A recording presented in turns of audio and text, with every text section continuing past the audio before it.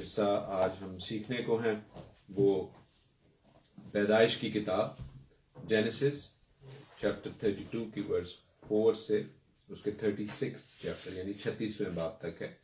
उसके साथ जो रेलेवेंट पैसेजेस हैं सहाइफ अंबिया में से वो होसिया की किताब बुक ऑफ होसिया उसका चैप्टर 11 और चैप्टर 12 है, और मैथ्यूज गॉस्पेल यानी मत्ती की इंजील उसका सेकंड चैप्टर दूसरा बाब। कैसे वो रिलेटेड हैं वो आप खुद समझ जाएंगे, क्योंकि बैतलहम का जिक्र है, याकूब का जिक्र है, और याकूब यानी जेकब जो है वो मेन कैरेक्टर हैं। हम उनके हवाले से सीखते जा रहे हैं। खुदा की शुक्रगुजारी करते हैं कि हम खुदा के कलाम से बरकत पा रहे हैं, और आप सबों के लिए हम बरकत की दुआ करते हैं कि आज भी आप खुदा के पाक कलाम से बरकत पाएं। हम खुदा के पाक कलाम में से देखते हैं 32वें बाब में, जहां पर चौथी आयत से आगे लिखा है, चैप्टर 32 वर्स 4 ऑनवर्ड्स लिखा है, और उनको हुक्म दिया कि तुम मेरे खुदावन ईसाऊ से ये कहना कि आपका बंदा याकूब कहता है कि मैं लाबन के यहाँ मुकीम था और अब तक वहीं रहा, और मेरे पास गाय बैल और गधे और भेड़ बकरियां और नौकर चाकर और लौंडियां हैं, और मैं अपने खुदावन के पास इसलिए खबर भेजता हूँ कि मुझ पर आपके करम की नजर हो। बस कासिद याकूब के पास लौट कर आए और कहने लगे कि हम तेरे भाई ईसाऊ के पास गए थे, वो 400 आदमियों को साथ लेकर तेरी मुलाकात को आ रहा है। तब याकूब निहायत डर गया और परेशान हुआ, और उसने अपने साथ के लोगों और भेड़ बकरियों और गाय बैलों और ऊंटों के 2 गौल किए, और सोचा कि अगर ईसाऊ एक गौल पर आ पड़े और उसे मारे तो दूसरा गौल बचकर भाग जाएगा। आमीन। सो हम देख रहे हैं कि याकूब जो है वो अपने आगे कासिद भेज रहा है, जो आज के इबादत का, आज के प्रोग्राम का टाइटल भी है खुदा के पाक कलाम में से जो हमने हिब्रू वर्ड सीखा है, वाइशलाह। क्यों ये इंपॉर्टेंट है, क्यों ये अहम है अजीजों? इसलिए क्योंकि हम देख रहे हैं कि याकूब वापस आ रहे हैं उस वादा की सरजमीन में, उस प्रॉमिस्ड लैंड में, जिसको देने की कसम, जिसको देने का वादा जो है वो खुदा ने इब्राहिम से, इसहाक से और फिर याकूब से किया। याकूब यहाँ से बाहर गए थे, और 28वें बाब में 28 चैप्टर में हमने देखा था कि जब वो जा रहे हैं तो वहां पर सूरज गुरूब हो रहा था। लिखा है 28वें बाब की 10वीं और 11वीं आयत में, और याकूब भी सबा से निकलकर हारान की तरफ चला और एक जगह पहुंचकर सारी रात वहीं रहा, क्योंकि सूरज डूब गया था, और उसने उस जगह के पत्थरों में से एक उठाकर अपने सरहाने धर लिया और उसी जगह सोने को लेट गया। आमीन। सो हम देखते हैं कि सूरज डूब रहा था, और अब जब वो यहाँ पर वापस आ रहे हैं तो पौ फटने के वक्त तक वो एक शख्स से कुश्ती करते हैं, और फिर वो इस प्रॉमिस लैंड में आते हैं। यानी अब सूरज उग रहा था, जब रोशनी हो रही है वो इसराइल में आ रहे हैं, इसराइल की जानिब बढ़ रहे हैं। और ये हमें बताता है कि जब हम प्रॉमिस लैंड की जानिब, अपने उस वादा की जानिब जो कि खुदावंद ने हमारी जिंदगियों में रखा है उसकी जानिब आते हैं, तो हमारी जिंदगियां भी रोशन होती हैं, जिस तरह याकूब की रोशन हुई। अगरचे बहुत सी प्रॉब्लम्स थी, ये मत सोचिएगा कि प्रॉब्लम्स नहीं होंगी, लेकिन याकूब के हवाले से हम देखते हैं कि जब उसको प्रॉब्लम्स आती हैं, कभी वो इधर भाग जाता है, कभी उधर भाग जाता है, और जब उसका नाम बदला जाएगा तो वो भी सिग्निफिकेंट है, क्योंकि याकूब जो है वो नाम की जिस तरह एक एटमोलॉजी होती है, नाम को जिस तरह लिखा जाता है उसमें वो एक गोल नाम है, एक जैसे चक्कर है, लेकिन जब उसका नाम इसराइल रखा जाता है वो दैट इज अ स्ट्रेट नाम। नाम की एटमोलॉजी अगर हम देखें लैंग्वेज के हवाले से, लिसानियात के हवाले से, जबानदानी के हवाले से, तो हम देखते हैं कि सिर्फ उसका नाम तब्दील नहीं हो रहा, उसकी जिंदगी के जो चक्कर हैं वो भी खत्म हो रहे हैं और वो सीधे हो रहे हैं। हम देखते हैं कि याकूब जो है वो ईसाऊ के पास कासिद भेजता है। क्यों कासिद भेजता है? क्योंकि आप और मैं जानते हैं कि वो ईसाऊ से डर कर भागा था, ईसाऊ से मारना चाहता था। अदूम वो भाई जो कहता था कि ये मेरी बरकत लेकर चला गया है, मेरी बरकत लेकर भाग गया है, और अब वो उसे अपना खुदा, माय लॉर्ड कह रहा है। ये बात जहन में रखिएगा कि लॉर्ड एक जेनेरिक नाम है, खुदावंद कहना। हमारे यहोवा खुदा का नाम यहोवा है, जिसकी बिना पर हम उनको गॉड कहते हैं, लेकिन खुदावन जो है वो किसी को कहना, जैसे अदालतों में भी कहा जाता है माय लॉर्ड, तो वो अपना मालिक कहने की बात है। तो यहाँ पर भी ईसाऊ जो है, याकूब जो है, वो ईसाऊ को अपने मालिक के तौर पर, अपने आका के तौर पर मुखातिब कर रहे हैं। 8 दफा वो उन्हें माय लॉर्ड कहकर पुकारते हैं। लेकिन हम देखते हैं कि कासिद जो हैं वो आकर याकूब के पास लौट कर कहते हैं कि हम तेरे भाई ईसाऊ के पास गए थे, लेकिन वो 400 आदमियों को लेकर तेरी मुलाकात को आ रहा है। यानी हम उसे क्या मिले, वो तो तुझसे मिलने के तरफ आ रहा है और बड़ी तुंदी के साथ, बड़ी दुरुस्ती के साथ आ रहा है। ऐसी सूरत हाल में याकूब क्या करते हैं कि वो चाहते हैं कि उनकी जो फैमिली है वो बच जाए। अपने जहन से सोचते हैं, वो अपनी फैमिली के मुख्तलिफ हिस्से करते हैं और वो कहते हैं कि किसी ना किसी तरह पहले कुछ भेड़ बकरियां, कुछ खानदान के लोग, फिर कुछ खानदान के लोग, इस तरह जाकर मिले तो ही शायद मैं बच जाऊंगा। और वो अपने आप को सबसे पीछे रखते हैं, अपने आप को और राखल को। और ये चीज शो करती है कि वो किस तरह डरे हुए हैं। और एक खानदान के तौर पर, लीडर के तौर पर होने की जो एक जिम्मेदारी है, उनको आगे होना चाहिए था। कहा जाता है you should lead from the front, लेकिन वो तो लीड कर रहे हैं बैक से। तो ये हमें उनकी ज़हनी कैफियत को भी बताता है। और आप इस बाब को पढ़ें तो आपको इल्म होगा कि वो काफी ज्यादा डिस्टर्ब है। ताहम 22वीं आयत से आगे लिखा है, 22nd verse of chapter 32 onwards. और वो उसी रात उठा और अपनी दोनों बीवियों, दोनों लौंडियों और 11 बेटों को लेकर उनको यबूक के घाट पर उतारा और उनको लेकर नदी पार कराया और अपना सब कुछ पार भेज दिया। और याकूब अकेला रह गया और पौ फटने के वक्त तक एक शख्स वहां उससे कुश्ती लड़ता रहा। जब उसने देखा कि वो उस पर गालिब नहीं होता तो उसकी रान को अंदर की तरफ से छुआ और याकूब की रान की नस उसके साथ कुश्ती करने में चढ़ गई। और उसने कहा मुझे जाने दे, क्योंकि पौ फट चली। याकूब ने कहा जब तक तू मुझे बरकत ना दे मैं तुझे जाने नहीं दूंगा। तब उसने पूछा तेरा क्या नाम है? उसने जवाब दिया याकूब। उसने कहा तेरा नाम आगे को याकूब नहीं बल्कि इसराइल होगा, क्योंकि तूने खुदा और आदमियों के साथ जोर आजमाई की और गालिब हुआ। आमीन। अजीजों, यहाँ पर हम देख रहे हैं कि वो एक तरह की उनको नींद नहीं आ रही। और जब आपको भी कोई परेशानी होती है, आपको भी कोई इशू होता है, आप इस सिचुएशन के साथ रिलेट कर सकते हैं कि आप रात को सही तौर पर सो नहीं सकते। और याकूब जो है अकेले रह गए हैं, फैमिली उन्होंने आगे भेज दी है और वो कह रहे हैं कि मैं जो हूं वो दुआ करूंगा। और दुआ के दौरान वो एक शख्स से, लिखा है एक शख्स, आदमजाद, इनफैक्ट कुछ जगहों पर ये ट्रांसलेशन है, उससे कुश्ती लड़ते हुए दिखाई देते हैं। लेकिन वो उस पर गालिब नहीं होता, तो वो उसकी रान को अंदर से छूता है। और याकूब कहता है कि जब तक तू मुझे बरकत नहीं देगा मैं तुझे जाने नहीं दूंगा। याकूब यहाँ पर हमें एक परसिस्टेंट कैरेक्टर के तौर पर नजर आ रहे हैं, जो कि इस आदमजाद को, एक शख्स लिखा हुआ है, उसको लड़ाई करते हुए देख रहे हैं उसके साथ। लेकिन फिर हमें कुछ आयात के बाद लिखा हुआ नजर आता है 28वीं आयत में, 28th वर्स में, उसने कहा तेरा नाम आगे कोई याकूब नहीं बल्कि इसराइल होगा, क्योंकि तूने खुदा और आदमियों के साथ जोर आजमाई की और गालिब हुआ। अब क्या ये खुदा है, क्या ये आदमी है, आदमजाद है जैसे लिखा हुआ आ रहा है? तो इसके लिए हमें कलाम की रहबरी और रहनुमाई लेनी पड़ेगी। ये एक ऐसा टॉपिक है जिसके हवाले से बहुत से लोग अपनी अपनी आरा, अपना अपना ओपिनियन रखते हैं, लेकिन पाक कलाम हमें क्या सिखाता है? आए अजीजों, खुदा के पाक कलाम में देखते हैं। क्योंकि सबसे पहला जो बात है जो हमें यहाँ पर नजर आती है वो ये कि ये जो आदमजाद है, ये जो शख्स है हमें यहाँ पर दिखाई दे रहा, जिसको कलाम के कुछ हिस्से में आगे जाकर फरिश्ता भी कहा गया है, वो अपना नाम बताने से ग्रेज करता है। और ये किस वक्त होता है? ऐसा इंस्टेंस जो है वो 1-2 जगहों पर बाइबल में मौजूद है।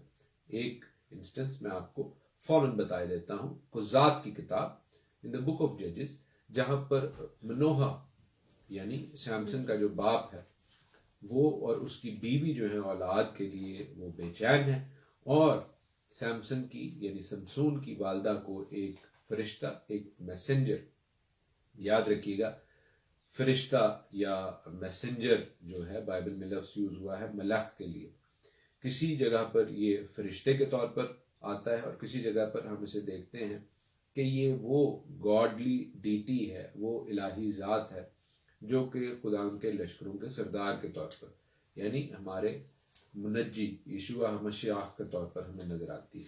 कैसे? उसके हवाले से हम बाइबल से गाइडेंस लेंगे, खुदा उनके पाक कलाम से गाइडेंस लेंगे। लिखा है कि यहाँ पर वो शख्स जो है वो अपना नाम नहीं बताता, वो मैसेंजर अपना नाम नहीं बताता, वो आदमजाद अपना नाम नहीं बताता, लेकिन वो बरकत देने का, वो नाम बदलने का इख्तियार रखता है। अगर हम होसिया की किताब में जाएं, इन द बुक ऑफ होसिया, और वहां पर हम देखें उसका चैप्टर 12, होसिया 12 3 to 5 अगर हम देखें, उसने रहम में अपने भाई की एड़ी पकड़ी और वो याकूब के हवाले से बात हो रही है, और वो अपनी तवानाई के अयाम में खुदा से कुश्ती लड़ा, खुदा के साथ कुश्ती लड़ा। जी हाँ, वो फरिश्ता से कुश्ती लड़ा और गालिब आया। उसने रोकर मुनाजात की, उसने उसे बैतेल में पाया और वहां वो हमसे हम कलाम हुआ, यानी खुदावन रब्बुल फाज यहोवा उसकी यादगार है। आमीन। सो हम यहाँ पर क्या देख रहे हैं कि होशिया की किताब इसको वाज़े तौर पर डिफाइन करती है कि वो खुदा से लड़ा और मल्लाह से, यानी जिसे फरिश्ता या मैसेंजर कहा जाता है, उससे लड़ा। अब ये कैसा मैसेंजर है, ये कैसा फरिश्ता है जिसे खुदा भी कहा जा रहा है? अजीजो, हम देखते हैं इसकी मिसाल जोशुआ की किताब में, जहां पर जोशुआ के 5th चैप्टर में, जोशुआ के 5वें बाब में एक मलैक, एक फरिश्ता नजर आता है जिसके हाथ में तलवार है। वो फरिश्ता जोशुआ से कहता है कि मैं खुदावंद के लश्कर का सरदार होकर आया हूं, अपने पांव से जूती उतार, क्योंकि जिस जगह तू खड़ा है वो जगह पाक है। वो मैसेंजर, कोई डाउट नहीं है कि मेरा और आपका मुनज्जी खुदावंद यीशु मसीह है, जो अपनी कौम को वादे की सरजमीन में लेकर जाने के लिए जोशुआ के भी लीडर के तौर पर आया। इसी तरह जिस तरह मुझे और आपको वादा की सरजमीन में लेकर जाने के लिए खुदावंद यीशु मसीह खुद साउद फरमाएंगे। तो अजीजों, हम यहां पर भी देखते हैं कि ये जो बरकत दी जा रही है, ये वो गॉडली डीटी है, वो मैसेंजर है जिसके हवाले से हमने गुज़श्ता हफ्ते भी सीखा कि वो याकूब की जो सीढ़ी हमें दिखाई दे रही है, इल्हामी सीढ़ी दिखाई दे रही है जिस पर फरिश्ते ऊपर आते और जाते हैं, वो भी खुदावंद यीशु मसीह है। और ये मैसेंजर भी खुदावंद यीशु मसीह है जिसने याकूब के साथ ये ब्लेसिंग उसको दी, उसकी रान को छुआ और फिर उसकी चाल बदल गई, उसकी जिंदगी भी बदल गई और उसकी चाल भी बदल गई। कैसे उसकी चाल बदली, कैसे उसकी जिंदगी बदली? क्योंकि अभी मैंने आपको बताया अजीजों कि उसने अपने खानदान को आगे भेजा और खुद पीछे रहा।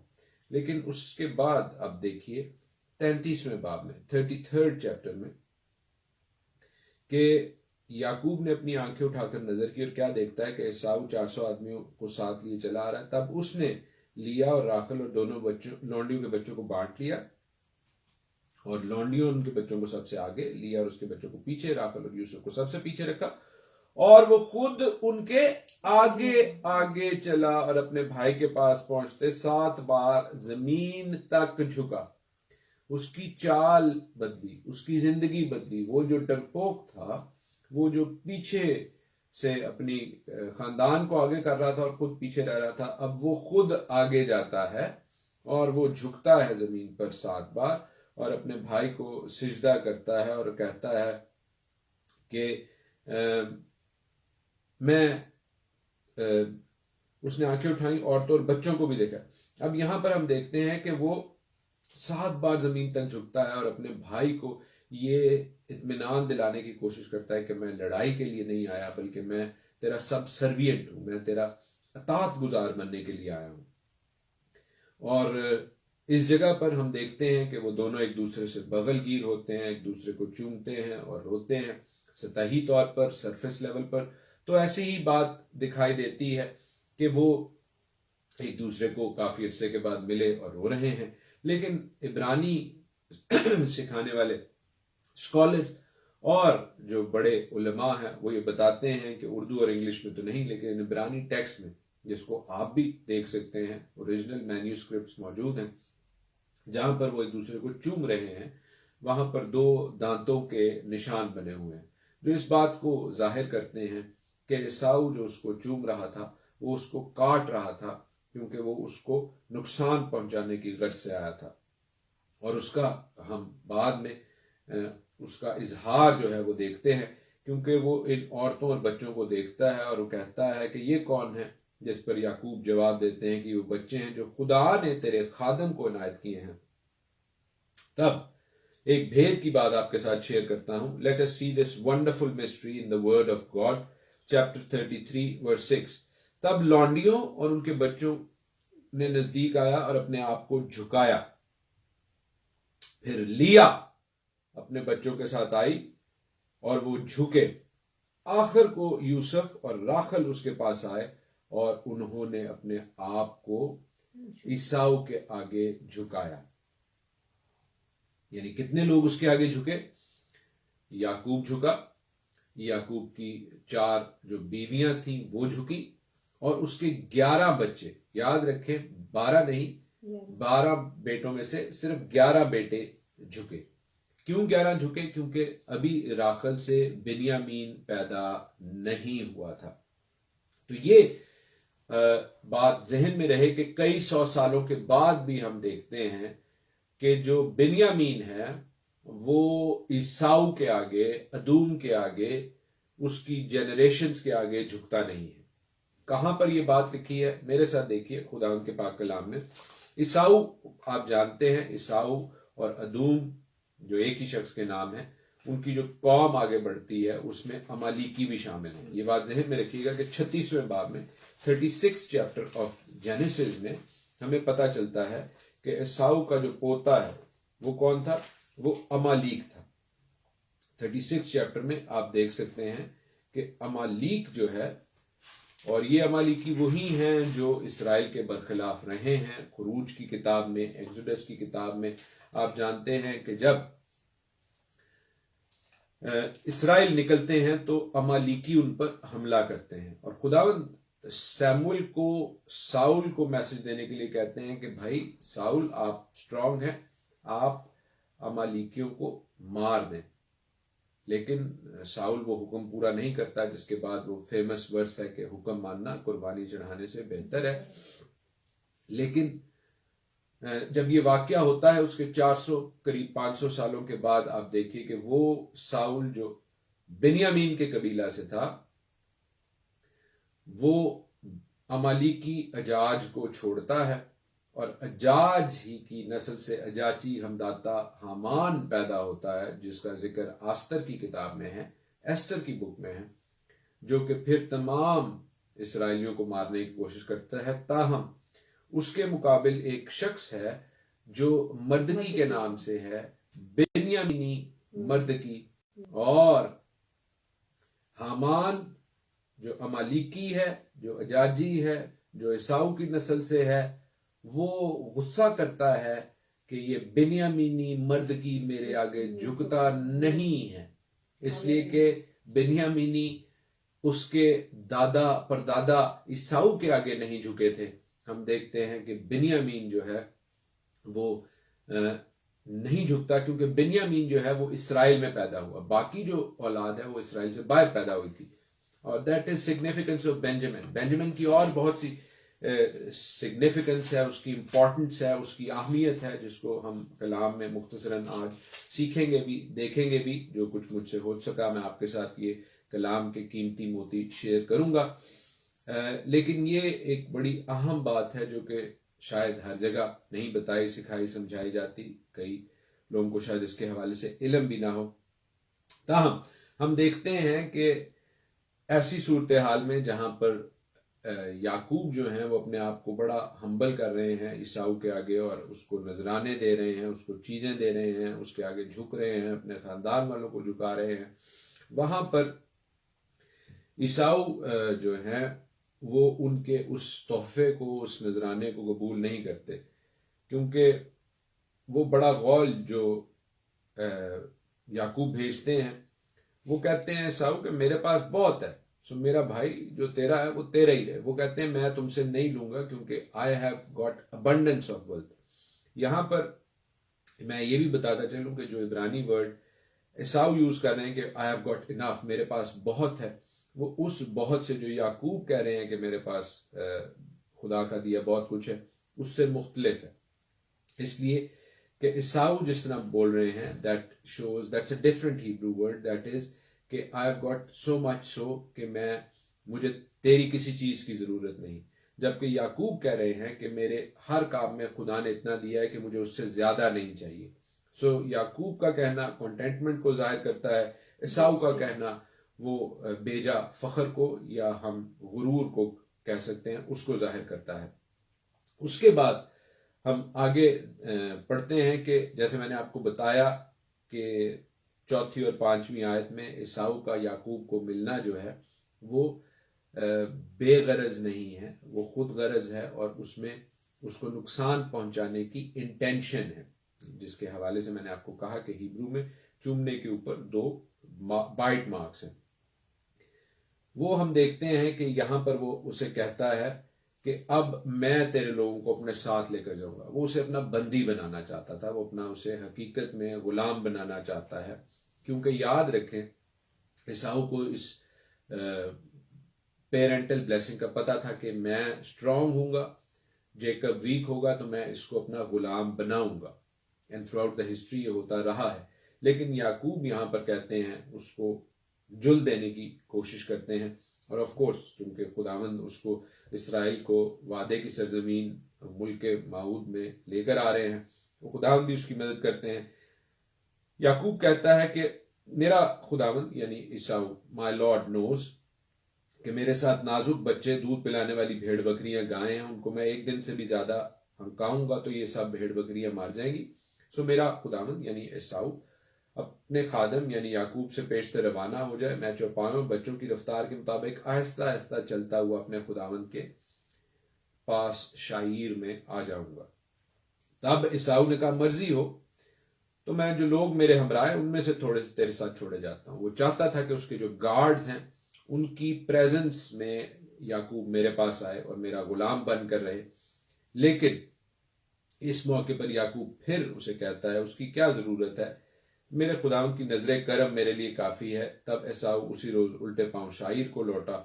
लेकिन हम देखते हैं कि याकूब वो उस जगह पर नहीं जाता। याकूब सफर करता हुआ सुकात में आता है, वहां पर अपने लिए घर बनाता है, अपने चौपायों के लिए झोंपड़े खड़े करता है। सुकात इसलिए क्योंकि सुका से, सुका जो है वो इब्रानी में हट को, झोंपड़े को कहते हैं। जहां पर झोंपड़ों की कसरत होगी उस जगह को सुकात कहा जाएगा। इसी हवाले से जो खैमों की ईद होती है, झोंपड़ियों की ईद होती है, उसको सुकोत की ईद कहते हैं। 18वीं आयत से आगे लिखा है, और याकूब जब फिदान अराम से चला तो मुल्क केनान के एक शहर सिकम के नजदीक सही और सलामत पहुंचा और उस शहर के सामने अपने डेरे लगाए। और जमीन के जिस कता पर उसने अपना खैमा खड़ा किया उसे उसने सिकम के बाप हमूर के लड़कों से चांदी के 100 सिक्के देकर खरीद लिया। और उसने वहां एक मजबा बनाया और उसका नाम एल एला इसराइल रखा। एल एला इसराइल, एल शदाई इसराइल रखा। और ये जगह उसने सेकम के करीब ली। अब ये again one of the divergence है।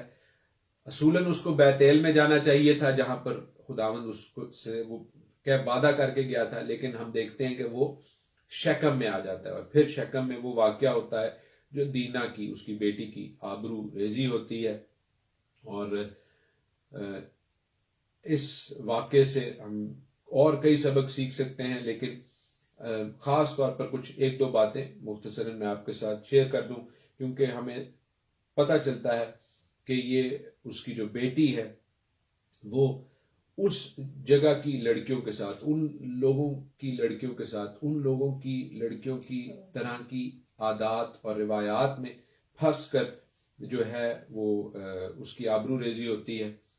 अगरचे बाद में शेकम और हमूर जो है वो अपने आप को इस घराने के साथ जोड़ने के लिए तैयार होते हैं, लेकिन हम देखते हैं कि दीना के जो दो भाई हैं, शमाउन और लावी, सिमियन एंड लीवाई, वो आकर इस शहर के लोगों को मारते हैं और वो कहते हैं अपने बाप से कि हमारी बहन के साथ कस्बी की तरह बर्ताव करना मुनासिब नहीं है।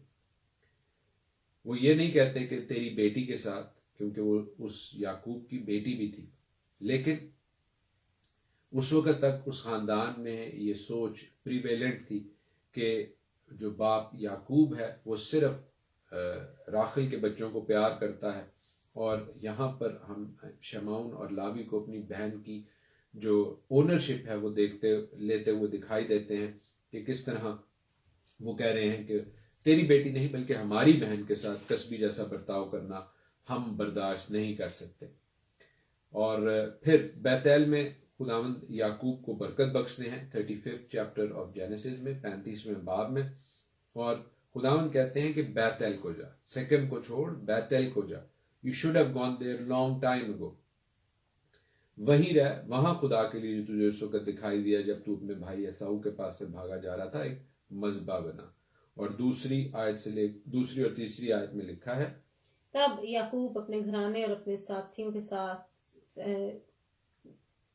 अपने साथियों से कहा कि बेगाना देवताओं को जो तुम्हारे दरमियान हैं दूर करो और तहारत करके अपने कपड़े बदल डालो और आओ हम रवाना हों और बैतेल को जाएं। वहां मैं खुदा के लिए जिसने मेरी तंगी के दिन मेरी दुआ कबूल की और जिस राह में मैं चला मेरे साथ रहा, मजबा बनाऊंगा। आमीन। वहां पर वो अपने दोस्तों, अपने अजीजों, अपने गुलामों, अपनी फैमिली वालों को कहता है कि दूसरे देवताओं को, उनकी रिवायात को, उनकी सोचों को, उनके ख्यालों को, उनकी फिजिकल प्रेजेंस को अपने अंदर में से दूर करो। दिस इज वेरी इंपॉर्टेंट अजीजों, इसलिए कि अगर दूसरे खुदाओं की रिवायात, दूसरे देवताओं की रिवायात, उनकी प्रेजेंस आपके बीच में होगी तो फिर आप खुदावंद के लिए अपने आप को तैयार नहीं कर सकते। खुदावंद के लिए मजबा बनाने के लिए जरूरी है कि आपकी तहारत हो, आपकी पाकीज़गी हो, आपकी सिफाई हो, आपके जहनों दिलों में से हर किस्म की जो दूसरे खुदाओं की बातें हैं वो निकले। और हम देखते हैं कि ऐसा ही होता है। लेकिन इस दौरान जब याकूब, यानी वो जो इसका नाम अब इसराइल हो चुका है, वो जाता है और आगे बढ़ता है तो राखिल की वफात होती है। राखिल की वफात जो है वो एक सिग्निफिकेंट फैक्टर है बुजुर्ग याकूब की जिंदगी में, पाक कलाम में एक इम्पॉर्टेंट माइलस्टोन है। हम उस वाक्य को पढ़ते हैं 16 से 20 आयत तक। और वो बैतेल से चले और इफ्रात थोड़ी ही दूर रह गया था कि राखिल के दर्द ज़य लगा और वज़ा हमल में बहुत दिक्कत हुई। और जब वह सख्त दर्द में मुब्तला थी तो दाई ने उससे कहा कि डर मत, अब के भी तेरे बेटा होगा। और यूं हुआ कि उसने मरते मरते उसका नाम बनूनी रखा और वो मर गई, पर उसके बाप ने उसका नाम बिन्यामीन रखा। और राखिल मर गई और इफ्रात के यानी बैतलहम के रास्ता में दफन हुई। और याकूब ने उसकी कब्र पर एक सतून खड़ा कर दिया। राखिल की कब्र का ये सतून आज तक मौजूद है। बेशक ये आज तक मौजूद है। और बैतलहम कहाँ पर? अफराता के इलाके में वो मरी, उसकी डेथ हुई। ये वो जगह है जो जहां से राखिल जो है उसके नाम का मतलब क्या है? शी वॉज जैसे लैम, जो फीमेल लैम होता है, राखिल के नाम का मतलब वो है। और वो एक शेपर्डेस थी, वो एक चरवाहा उसका घराना था और उसका काम भी भेड़ बकरियों की परवरिश था। और हम देखते हैं कि जिस इलाके में वो दफन होती है वो इलाका जो है वो चरवाहों के लिए मशहूर है। वो चरवाहा जिसको हम दाऊद बादशाह के नाम से जानते हैं वो बैतलहम के इलाका से था। और ऐसा मशहूर चरवाहा जिसने फिर इसराइल की भेड़ों की गलाबानी की।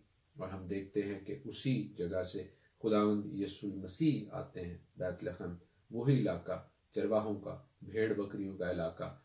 और खुदावंद यीशु मसीह कहते हैं कि मैं अच्छा चरवाहा हूँ। अच्छा चरवाहा, वो अच्छा चरवाहा जिसने भेड़ों के लिए अपनी जान दी। यहाँ पर राखिल की जब डेथ होती है, हम देखते हैं उस ने मरते मरते अपने बेटे का नाम बेनौनी रखा। बेनौनी का मतलब है सन ऑफ सॉरो, वो जो दुख उठाने वाला बच्चा है, क्योंकि उसने भी दुख उठाते हुए उसको जन्म दिया। और हम देखते हैं कि उसके बाप ने उसका नाम बिन्यामीन रखा, बाप ने उसका नाम बदल दिया। बिन्यामीन का मतलब है सन ऑन माई राइट हैंड, मेरे दाहिने हाथ पर बैठे वाला बच्चा। ये नाम भी बड़े सिग्निफिकेंट है अजीजों, जैसे मैंने आपको इसराइल के हवाले से बताया, याकूब के हवाले से मुख्तसरन बताया। नामों के हवाले से हम घंटों बात कर सकते हैं, लेकिन आप देखिए कि किस तरह इस जगह पर जहां पर दाऊद बादशाह आता है, जहां पर मेरा और आपका मुनज्जी खुदावंद यीशु मसीह आता है, वो अपनी पहली आमद में दुख उठाने वाला ठहरा, बेनौनी ठहरा। और जब वो दुख उठा चुकता है तो हमारा आसमानी बाप यहोवा खुदावंद उसको अपने दाहिने हाथ अपनी कुदरत और इख्तियार में शामिल करता है, बिन्यामीन की तरह। So names have lot of significance. खुदाम के कलाम के लिए हम खुदाम की शुक्रगुजारी करते हैं, इन नामों के लिए जो कि खूबसूरत नाम है, हम खुदाम की शुक्रगुजारी करते हैं। और हम देखते हैं कि इस कलाम के हिस्सा में जो कि होशिया से और मैथ्यू के 2nd चैप्टर के साथ रिलेटेड है, हम खूबसूरत और गहरे भेद कलाम में से सीखते जा रहे हैं। आज के लिए इतना ही। खुदावंद आपको अपने पाक कलाम से, अपने बड़े नाम से बहुत ज्यादा बरकत बख्शे। आमीन।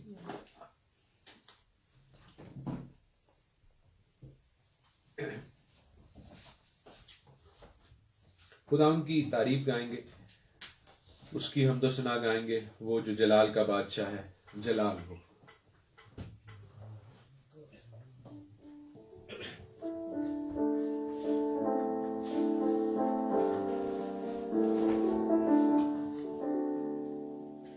जलाल हो, जलाल हो, जलाल हो, जलाल हो। मेरी जिंदगी में तेरा जलाल हो, मेरी जिंदगी में तेरा जलाल हो। कोई दुख ना कोई भी मलाल हो, कोई दुख ना कोई भी मलाल हो। जलाल हो, जलाल हो, जलाल हो, जलाल हो। वो डाली हमेशा कायम रहे, जिसकी मसीह बुनियाद हो। वो डाली हमेशा कायम रहे, जिसकी मसीह बुनियाद हो, जिसकी मसीह बुनियाद हो। कायम रहूं मैं अपने मसीह में, कायम रहूं मैं अपने मसीह में। इसकी अजब ही मिसाल हो, जलाल हो, जलाल हो, जलाल हो, जलाल हो। मेरे होठों पे तेरा ही नाम हो, तेरे नाम से सुबह हो शाम हो। मेरे होठों पे तेरा ही नाम हो, तेरे नाम से सुबह हो शाम हो। तेरे नाम से सुबह हो शाम हो। अब तेरा ही मुझको ख्याल हो, अब तेरा ही मुझको ख्याल हो। कोई दुख ना कोई भी मलाल हो, कोई दुख ना कोई भी मलाल हो। जलाल हो, जलाल हो, जलाल हो, जलाल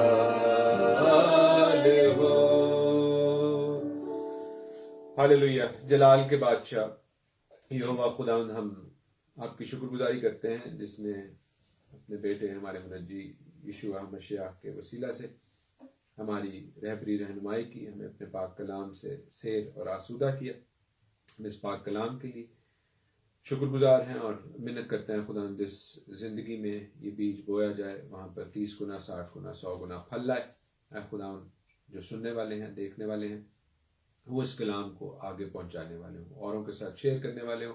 कलाम की जो आग खुदावन तूने उनकी जिंदगियों में लगाई है, वो और जिंदगियों में उस चिंगारी को खुदावंद रोशनी देने वाले और पाक रूह की आग मांगने वाले हों, ताकि और जिंदगियां रोशन हों, तेरे भेड़ खाना में दाखिल हों, ताकि खुदावंद तेरी निजात के, तेरी शादियाना, तेरी खुशी के शादियाने वहां पर खुदावंद बजाए जाएं। खुदावंद उन तमाम घरानों में जहाँ पर किसी भी किस्म की कोई बीमारी है, उसे यीशु मसीह नासरी के नाम में दूर जाने का और वहाँ पर तेरी शिफा को आने का क्लेम करते हैं। खुदाम दैनियल के लिए खास तौर पर खुदाम शिफा को, सेहत को, तंदुरुस्ती को मांगते हैं। हड्डी की हर तरह की चोट, कमजोरी यीशु मसीह नासरी के नाम में जाती रहे। खुदाम हमारे घराने पर खुदाम तेरी बरकत का हाथ हो, हमारे मुनज्जी मसीह यीशु नासरी के नाम में, आमीन। आए हमारे बाप, तू जो आसमान पर है, तेरा नाम पाक माना जाए, तेरी बादशाही आए, तेरी मर्जी जैसे आसमान पर पूरी होती है जमीन पर भी हो। हमारे रोज की रोटी आज हमें बख्श दे, और जिस तरह हम अपने कर्जदारों को माफ करते हैं, तू भी हमारे कर्ज में माफ कर। हमें आजमाइश में ना पड़ने दे, बल्कि बुराई से बचा, क्योंकि बादशाही और कुदरत और जलाल हमेशा तेरे ही है, आमीन। अब यहोवा खुदावंद आपको बरकत बख्शें और अब महफूज रखें। यहोवा खुदावंद अपना चेहरा आप पर जलवागर फरमाए और आप पर मेहरबान रहे। यहोवा खुदावंद अपना चेहरा आपकी तरफ मुतवज्जा करें और आपको शालोम बख्शें। खुदावंद यीशु मसीह का फजल, खुदा बाप की मोहब्बत और पाक रूह की रफाकत और शराकत आप सबों के साथ और खुदावंद के तमाम ईमानदार बंदे और बंदियों के साथ अब से अब तक होती रहे, आमीन। जय मसीह की, हर शय मसीह की।